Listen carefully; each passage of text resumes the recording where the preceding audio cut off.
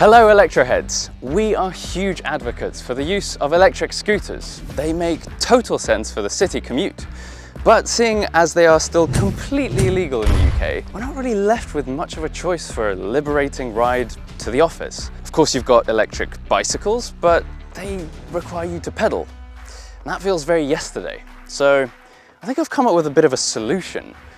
You've got this, the SUNRA MIKU, which is a sporty looking, sleek motorcycle, well, mini motorcycle. Or you've got this moped, the SUNRA Robo-S, which is far more comfortable and practical. Now, I know these are more for the city, and I realize ironically I'm filming from a field. There's a very important reason why I'm in a field.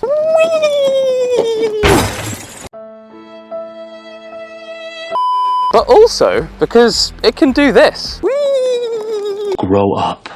When SUNRA dropped us a message offering to try out their Miku Super, it was an immediate yes from me. The idea of a sleek looking small motorcycle that ticks all the boxes for my commuting needs got me super excited. And now it's time to put it to the test.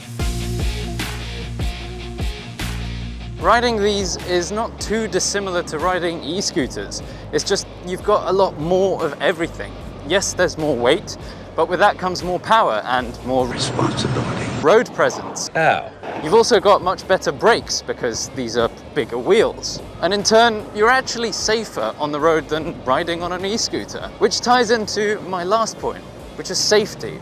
For starters, you're legally required to wear a helmet, so you're already safer there because let's be honest, most e-scooter riders don't. And at Electroheads, we find that very strange because it's kind of a no-brainer to wear a helmet. You're also insured and held accountable for your actions because you have a number plate. So not only are you covered, but so are other road users. You're probably thinking, but Cole, what about the additional cost of insurance? Surely that's going to be expensive. And my answer to that is, you're probably right, but wouldn't you rather spend that £300 towards insuring yourself instead of paying a penalty fee and getting 6 points on your license for riding an electric scooter illegally? I know I would. This bike has 5 fundamental features that I want to talk about in this video. Number 1, it's super nimble. You can throw this thing about because it's got a low center of gravity, it's light at 109 kilograms, not too bad.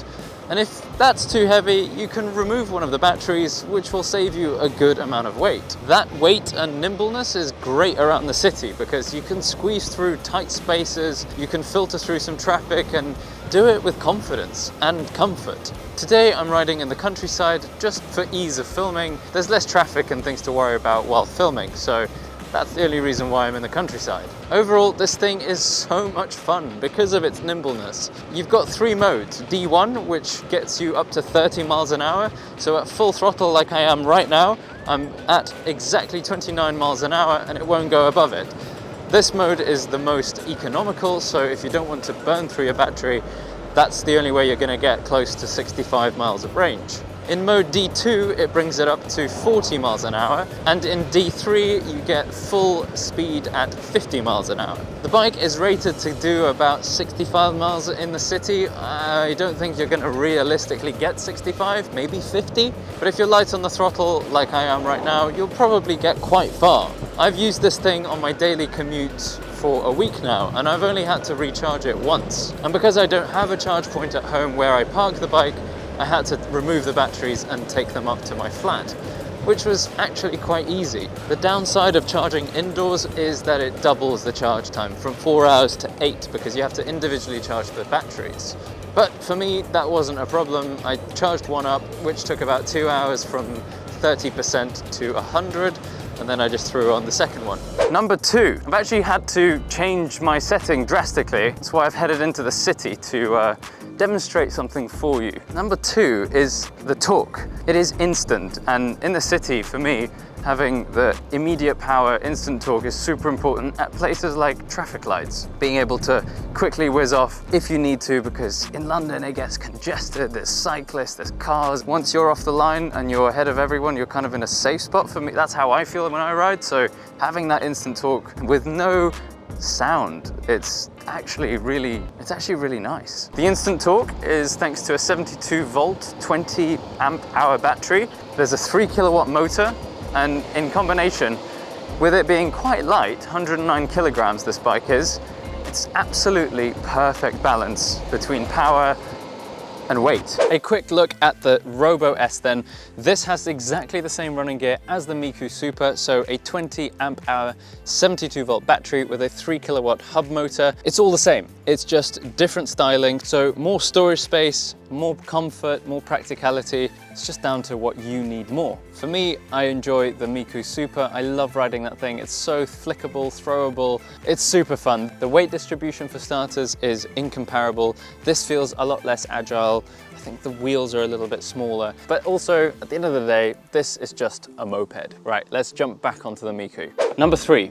It's charging. It's very convenient if you have a 3-pin plug where you park your bike. You just plug it straight into the Miku over here, into its bottom, and it'll take 4 hours to do a full charge cycle. However, if you do not have a 3-pin plug, then there's a solution. Let me show you. This bike has removable batteries. It's a bit of a process to do, so let me take you through it. Number 1, remove the seat. Number 2, switch off the isolator switches just here.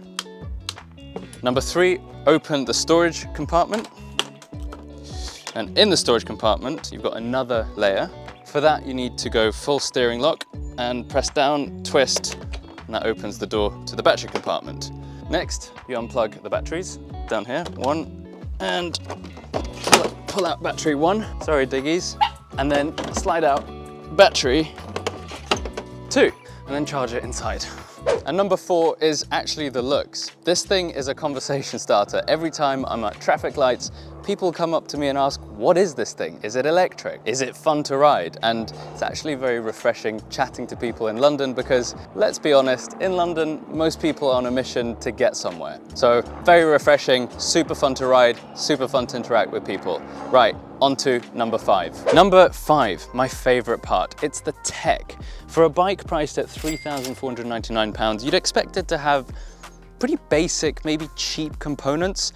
This is where you'd be wrong. The hub motor on this, for example, may be branded as their own, but I'm pretty sure it's actually a Bosch motor, which, let's be honest, we all know is really high quality. Next, get this. This bike has fingerprint activated ignition. So you place your finger on the sensor and it starts the bike just like that. You don't, in theory, even need a key or your phone. You just hop on and off you go. Love tech like that. 10 points to Gryffindor, to whoever came up with that idea. But the tech continues. You can get your phone out, open your app, and you can lock the bike.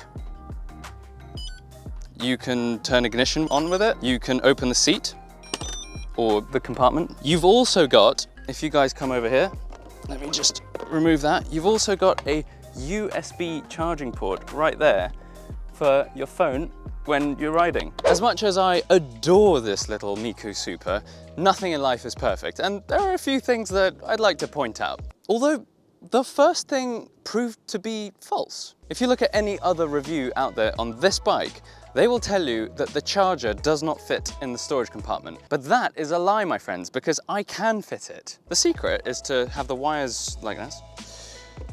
It fits perfectly snug. Wires go on one side, plug goes on the other. Voila. It fits. Bullshit, Mr. Rory Reid. Right, the other thing I didn't really like is the non-self-cancelling indicator. A bit annoying in the city if you're like, you want to cancel it, there's no button for it, you have to actually put it in the middle, and sometimes you miss the middle so you end up indicating the wrong way. It's just a little tiny touch that I think maybe SUNRA can look into. Other than that, I can't fault it. It's perfect for what it is. It does the job. It's for anyone who's a beginner on the road. You can ride this as on a CBT license. It's so much fun. Honestly, I love this thing. So, tell me what you guys think about this solution to using electric scooters in the city. I know for me, this is gonna be my commuter. Oh, I love this thing. Ciao.